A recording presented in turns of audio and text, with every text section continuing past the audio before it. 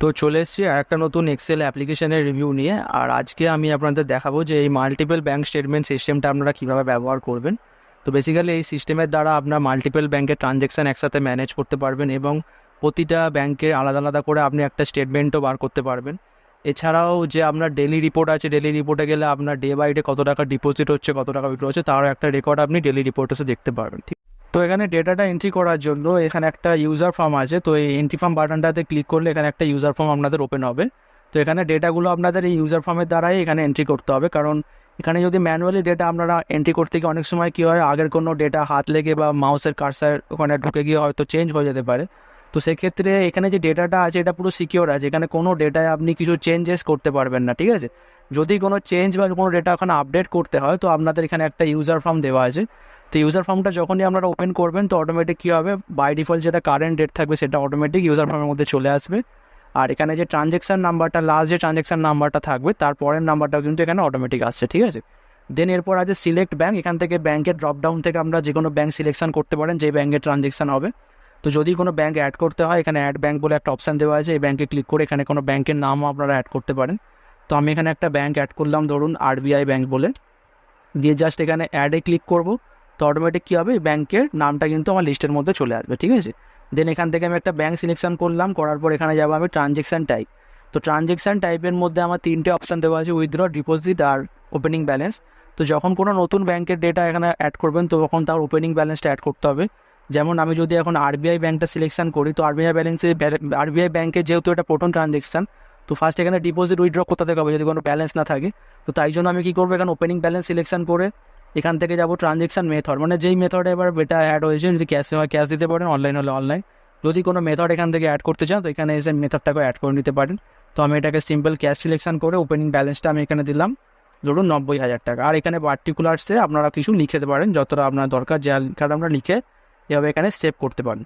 তো সেভ করার সঙ্গে সঙ্গে কী হবে, যেটা তার পরের ট্রানজ্যাকশান নাম্বারটা অটোমেটিক আসবে, কারণ যখনই বললাম যেটা লাস্ট ট্রানজ্যাকশান নাম্বার আপনার শিটের মধ্যে থাকবে, তারপরে ট্রানজ্যাকশান নাম্বারটা কিন্তু অটোমেটিক ইউজার ফর্মে চলে আসবে। ঠিক আছে, এবার যদি কোনো আপনার ডেটাকে চেঞ্জ করতে হয়, যেমন দেখতে পারেন যে আমি লাস্ট যে এন্ট্রিটা করলাম এক্ষুনি সেটা দেখুন এখানে কি সেভ হয়ে গেছে। ঠিক আছে, তো যদি এবার কোনো ডেটাকে আমরা চেঞ্জ করতে চাই, কোনো ডেটাকে এডিট করতে চাই, এখন তো এখানে ক্লিক করলে আপনাদের কোনো ডেটা এডিট বা কোনো ডেটার মধ্যে কিছু চেঞ্জ হবে না, কারণ এই শিটটা পুরোটাই প্রোটেক্ট করা আছে। এটা করেছি কারণ ফার্স্টেই বললাম যে ডেটাটা আপনাদের সিকিউর থাকবে। ডেটাটা যদি ম্যানুয়ালি এভাবে এন্ট্রি করতে করতে যান, বাই চান্স কোনো হাত লেগে আগে কোনো ডেটা চেঞ্জ হয়ে যেতেই পারে। ঠিক আছে, তো ওইভাবে করলে কী হবে, আমাদের ব্যাঙ্কের ডেটাটা ঘেঁটে যাবে।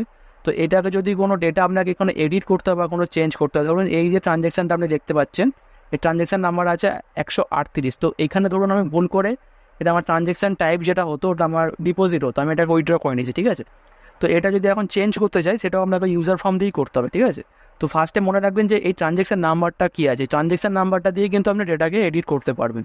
তো আমি ট্রানজ্যাকশান নাম্বারটা এখানে মনে রেখে দেন আমি ইউজার ফর্মে যাবো, এন্ট্রি ফর্মটাতে। এখান থেকে যেটা বাই ডিফল্ট আমাদের অটোমেটিক যে ট্রানজ্যাকশান নাম্বারটা আসছে, তো এখান থেকে এটা কেটে আমি যেই ট্রানজ্যাকশান নাম্বারের আন্ডারে ডেটাটা চেঞ্জ করবো সেটাকে এখানে লিখে জাস্ট সার্চ করবো, তো সেই আন্ডারে যে ডিটেলসটা ছিল এই ট্রানজ্যাকশান নাম্বারে অটোমেটিক চলে আসবে। তো এখান থেকে আমি জাস্ট কী করবো, এখান থেকে এটাকে উইথড্রটা কেটে আমি ডিপোজিট করে আপডেট করে দেবো। তো কী হবে, অটোমেটিক কিন্তু এটা আপডেট হয়ে যাবে। তো এবার যদি কি আমি চেক করি, তো এখন দেখতে পাচ্ছি 138 যেটা এক্ষুনি ইয়েলো কালারে হাইলাইট হচ্ছিলো, কারণ এখানে যে কটা উইথড্র ট্রানজ্যাকশান আছে সেগুলো ইয়েলো কালারে হাইলাইট করতে আমাকে বলেছিল, মানে এটা জরুরি না, যেই ক্লায়েন্টকে আমি অ্যাপ্লিকেশনটা দিয়েছি সেটা আমাকে বলেছিল। তো এখানে আমরা যেটা ওই কটা উইথড্র ট্রানজ্যাকশান আছে সেগুলো কিন্তু ইয়েলো কালারে হাইলাইট হচ্ছে। তো এটাও কিন্তু আগে হচ্ছিলো, বাট যখন এটাকে কেটে আমি ডিপোজিট করলাম তো ওর মধ্যে হাইলাইটটাও চলে গেলো, ডেটাটাও কিন্তু দেখতে পাচ্ছেন চেঞ্জ হয়ে গেছে। তো এইভাবে পারলে আপনারা ট্রানজ্যাকশান নাম্বারটা এখানে পুট করে সার্চ করে ওটাকে আপডেট করতে পারেন, এটাও এখানে করা যাবে। দেন এরপর আমরা যাব ব্যাঙ্ক স্টেটমেন্টে। তো তার আগে এখানে আর একটা অপশান দেওয়া আছে পিডিএফ ব্যাকআপ বলে। তো এটাতে ক্লিক করলে সিম্পলি কী হবে, আপনাদের যত ডেটা এখানে পুরোটা ডেটা যতটা আছে পুরো ডেটাটা কিন্তু পিডিএফে ব্যাকআপ হয়ে যাবে। তো আমি এটা করে দেখালাম না, কারণ এটা একটু প্রসেস হতে টাইম নেবে। জাস্ট এটা কিছু নেই, বাটনটায় ক্লিক করলে আপনার পুরো ডেটাটা যতটা ডেটা আপনার থাকবে শিটের মধ্যে পুরো ডেটাটা পিডিএফে ব্যাকআপ হয়ে যাবে। ঠিক আছে, দেন এরপর যাবো আমরা ব্যাঙ্ক স্টেটমেন্টে। তো ব্যাঙ্ক স্টেটমেন্টে এসে আপনারা যে কোনো মান্থ সিলেকশান করে সেই মান্থের যে কোনো একটা, ধরুন আপনি এই ব্যাঙ্কের রিপোর্ট জেনারেট করে স্টেটমেন্ট বানাবেন, তো জাস্ট চেক করলে অটোমেটিক কী হবে, এই মান্থে এই ব্যাঙ্কের যে ডেটাটা ছিল অটোমেটিক কিন্তু এখানে চলে আসবে। যেমন তার কোন ডেটে ট্রানজ্যাকশানটা হয়েছে, ট্রানজ্যাকশান নাম্বার কত, বা এটা কোন মেথডে হয়েছে, অ্যামাউন্ট কত আছে, এবং প্রতিটা অ্যামাউন্টের সাথে সাথে আমরা রানিং ব্যালেন্সও দেখতে পাবেন, মানে প্রতিটা যে ট্রানজ্যাকশান হচ্ছে প্রতিটা ট্রানজ্যাকশানের যেটা রানিং ব্যালেন্স এটাও কিন্তু এখানে আমরা দেখতে পেয়ে যাবেন। ঠিক আছে, আর ওপরে আছে এই ব্যাংকের ওপেনিং ব্যালেন্স আর এই ব্যাংকের ক্লোজিং ব্যালেন্স, এটা ওভারঅল আসছে, এটা ডেটের ওপর আসছে না। যদি এটা ডেটের ওপর বা মান্থের ওপর করা হয় সেটাও করা যাবে, বাট এখানে যে কাস্টমার আমার থেকে এটা নিয়েছিল বা যে ক্লায়েন্ট নিয়েছিল সে বলেছিল ওভারঅল যাতে এর ওপেনিং ব্যালেন্স আর এখন এটা ক্লোজিং ব্যালেন্স কত আছে যাতে এটা শো হয়। দেন এই পাশে আরেকটা রিপোর্ট আছে, টোটাল কত টাকা ডিপোজিট হয়েছে, টোটাল কত টাকা উইথড্র হয়েছে সেটাও আপনি পাচ্ছেন। এটা আসছে এই ডেটার উপরে, হ্যাঁ, এটা কিন্তু ওভারঅল আসছে না।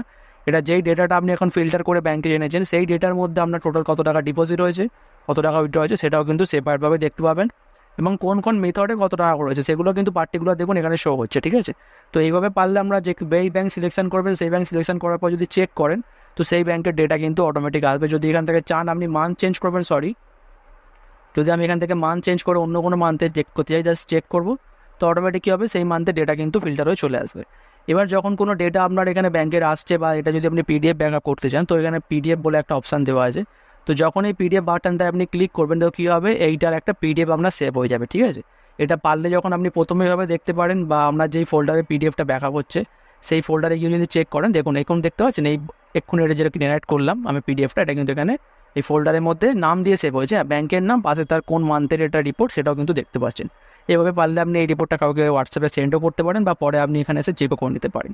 এবার যদি আমি এই মান্থে কোনো ডেটা অ্যাড করি সেটাও কিন্তু এখানে অটোমেটিক চলে আসবে। তো আমি এই যে দোহা ব্যাংক বলে যে ব্যাংকটা আছে এর লাস্ট এখানে ডেটা আছে 29 তারিখে, ঠিক আছে।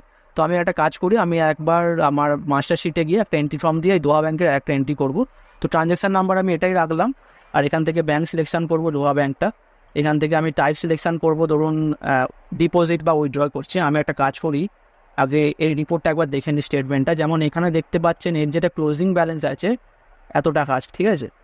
আর এখানে এটা সেপ্টেম্বর মাসে ট্রানজ্যাকশানটা হয়েছে, তাই আমি একটা কাজ করব, আমি সেপ্টেম্বর মাসেই আর একটা এই ট্রানজ্যাকশান করবো, ঠিক আছে। তো আমি এখান থেকে সিলেকশান করলাম দোহা ব্যাংক, এটা আমি 10টা কেটে এটা আমি করে দেবো 9, আর এটাকে করে দেবো আমি সেপ্টেম্বরের 30 তারিখ, ঠিক আছে। তো আগে মান্থ দিলাম কারণ আমার যে কম্পিউটারের যে ডেটের ফরম্যাটটা ওটা আগে মান্থ আছে তারপর ডেট আছে। তো যেহেতু আমার ফরম্যাট এইভাবে আছে তাই আমি এভাবে করছি। যদি আপনারা এই ফাইলটা আপনাদের কম্পিউটারে ইউজ করেন তখন আপনাদের যেটা কম্পিউটারের ফরম্যাট আছে ডেটের সেভাবে আপনারা ডেটটা পুট করতে পারেন, ঠিক আছে। দেন এখান থেকে ট্রানজ্যাকশান মেথড আমি নিলাম উইথড্র, ঠিক আছে।